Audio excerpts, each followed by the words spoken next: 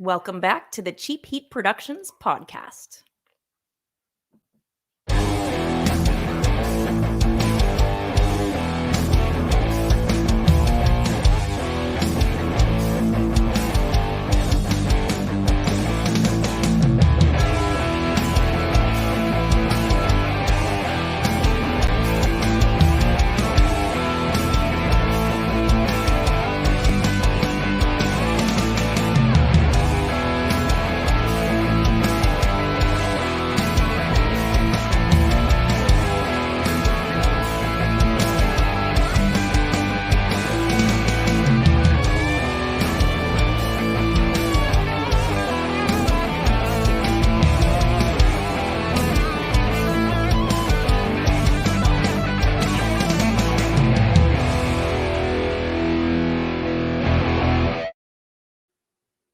Hey, everybody. Different face here today. You've seen me before, but I'm Kelli. I'm filling in for Maurice today. So different host. But I am joined today by former WWE, WCW superstar Jeff Jarrett. Welcome to the show, Jeff. Kelli, thanks for having me on. I was impressed by that show. And, when you go down the who's who of Cheap Heat Productions, Carol Baskin. Carol Baskin. I mean, does it get any bigger than Carol Baskin? I mean, I got to watch that episode. We chatted just briefly as we were doing our hellos before we rolled tape and about the true crime component of what you guys do. Yeah.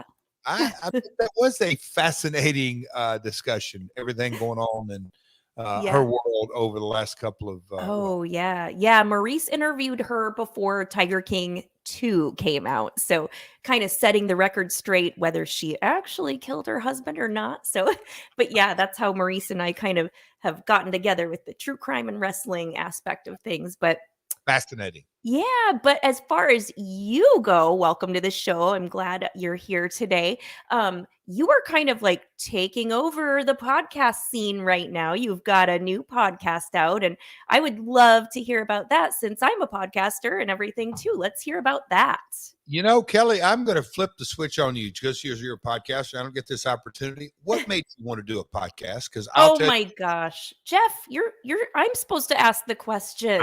This is part of my, and I'll tell you because anyway, just give me the short version. The short version. I've been listening to podcasts since they were a thing. Basically, I used to listen to them all the time, and true crime was my thing. I loved true crime, and I thought, you know what? I have a background in radio and stuff like that. I could totally do a true crime podcast. So I tried it and I did it. And here I am now. And it's my full-time job now.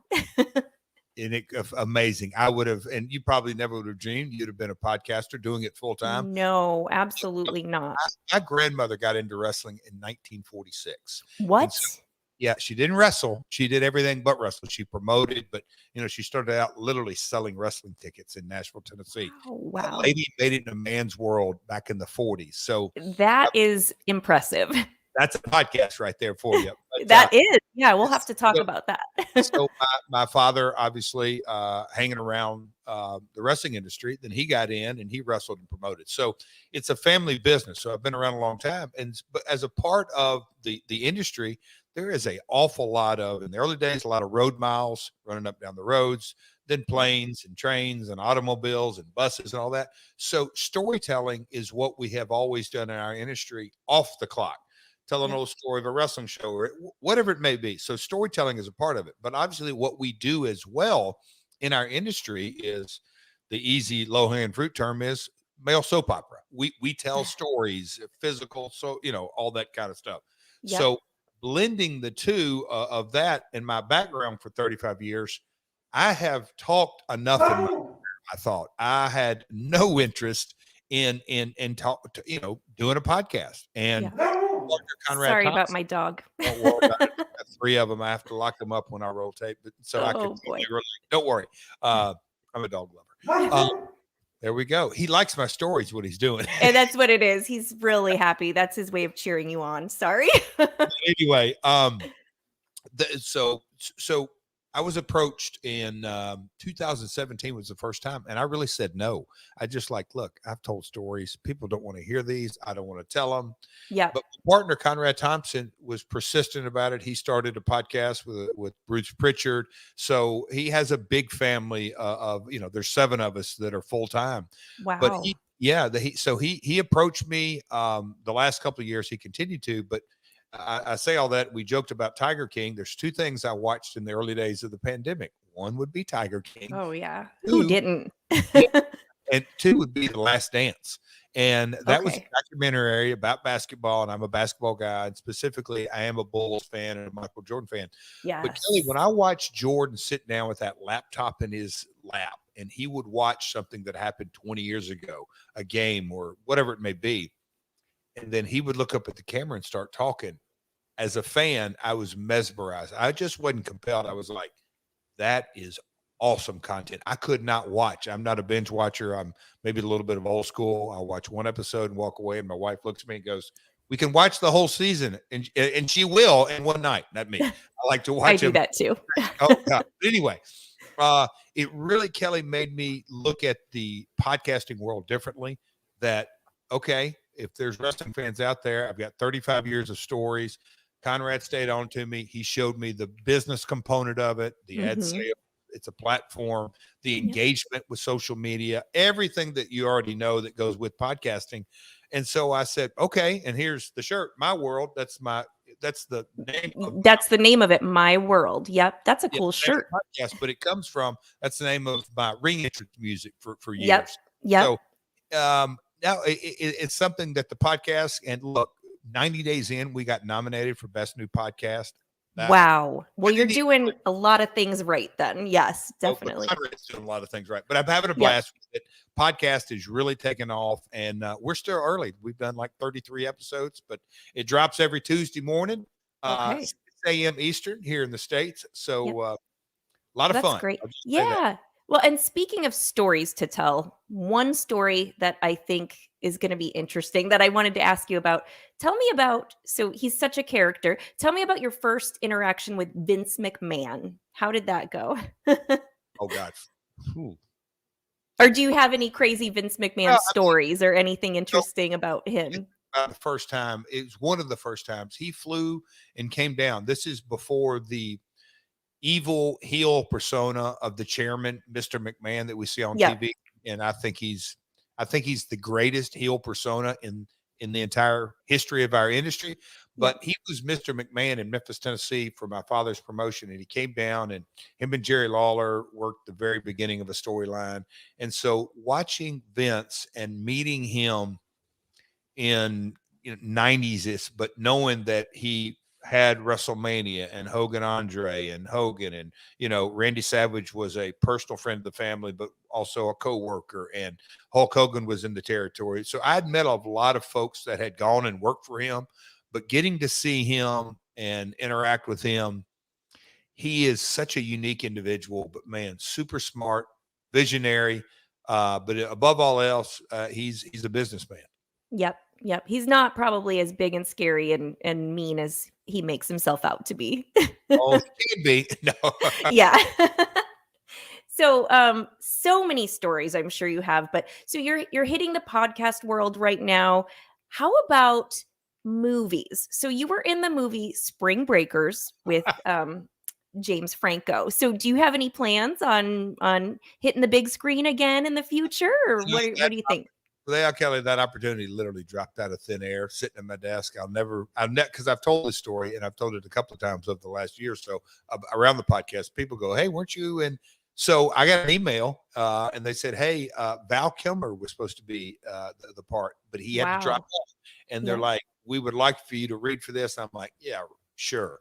I thought it was a joke because it was a cold email that I received. Anyway, did the read in my office and sent them back, and you got it. And they said, "Oh yeah, Selena Gomez is in this movie, and Yes. Vanessa." All these lists, and look, I've got 5 kids, 4 of them are girls, and years ago, Disney Channel and Selena and all that, and I was excited that they were going to get the opportunity to meet her on set as anything. But it was a fun part. But I don't Yeah. have plans to. No big Hollywood aspirations. never Stick had. with the podcast. Well, Yeah. that's too much of a hurry up and wait world, and that really Yeah. takes a Yeah. lot. Yeah. Okay, so back to your days in the ring. So you had this move, the guitar shot. That was your big thing. I was kind of wondering, um, we've talked about a lot of crazy things on this show, but You talk has about anyone murder on your show, of course. Guitar shot isn't this great? No, go ahead. but has anyone did you ever really like injure anyone really badly with the guitar shot? What's the craziest thing I that don't happened say with that? I don't say badly. I've certainly left a few folks that needed to get stitches. Their bell rung on occasion, but Yeah. no serious injuries. Look, what we do is not a tap dance. It's a Yeah. little bit more physical than ballet. So Yep. it comes with the territory, but no real serious injuries. Yeah. Well, Maurice and I always talk I about tried that. to murder. Do you know Oh, Beetlejuice from Howard Stern show? yes. I tried to murder him one time. There's footage of that. I'm kidding. I'm I'll just have trying. to look that up. You can come on my true crime show. I was going to say true crime episode as an No, attempt. yeah. I'm kidding. No, but we talk a lot about on when Maurice and I get together, we talk a lot about how people sometimes think wrestling is, all staged and stuff, but it is very physical, can cause Yeah, injuries and head injury. A lot of people have had concussions and things like that. So that's one thing I focus on a lot about on my show, head injuries, mental health, stuff like yeah, that. So yeah. That's cool. yeah. Yeah, yeah. So one more question and then I'll open it up to you. But okay, CM Punk. Do Yep. you think that he waited too long to re-debut with his UFC attempt after his UFC attempts and everything?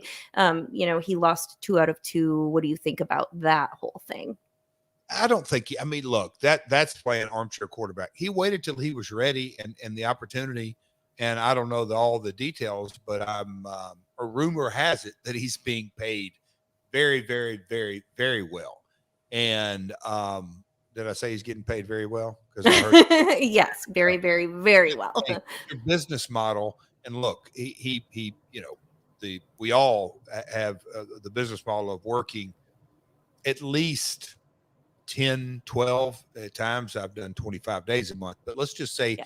15 days of 15 shows a month. And Yep. now, they run 4 a month. On once a quarter, they run 5 a month. And, they don't wrestle every show because they have a enormous amount of talent. So I'd say he picked the right time to come back because he got the right paycheck. But, Yep.